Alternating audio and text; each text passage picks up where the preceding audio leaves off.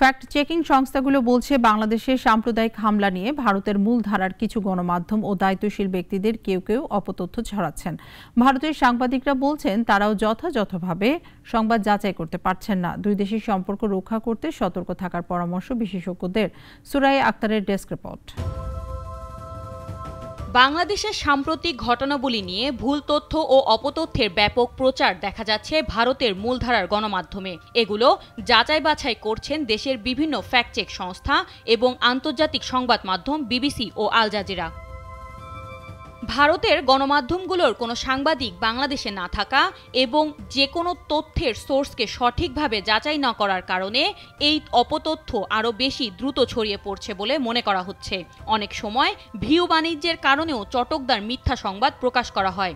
তবে কলকাতার সাংবাদিকেরা মনে করেন এতে দুই দেশের সম্পর্কে প্রভাব নেই। সংবাদ মাধ্যমের উচিত এই ক্ষেত্রে তাদের দুই দেশে বিশেষ করে রাজনীতিতে যারা পরিপক্ক এরকম প্রতিনিধি রাখা, তবেই কিন্তু এই ধরনের যে সমস্যা, যে অপতথ্য অর্থাৎ তথ্যের বিকৃতি, সেটা অনেকটাই রোখা সম্ভব। কলকাতার সমাজকর্মী পিন্টু রয় বলছেন, ধর্মের কারবারিদের জন্য এই ধরনের কাজ হচ্ছে, সত্য প্রকাশ ও যাচাই করার কেউ নেই। আমাদের রাষ্ট্রগুলো অনেককে দেখেছি যে এরকম ভুল খবর পরিবেশন করার জন্য তাদের কিন্তু পুলিশ তাদেরকে ধরেছে, যে এরকম ফেক নিউজ তারা ছড়িয়েছে বলে তাদেরকে কিন্তু জবাবদিহি করতে হয়েছে।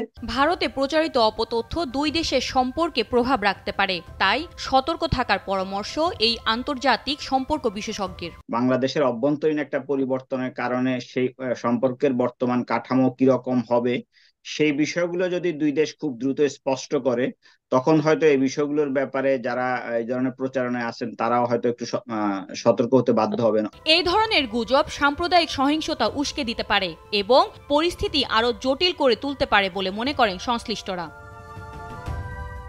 সুরাইয়া আক্তার, নাগরিক।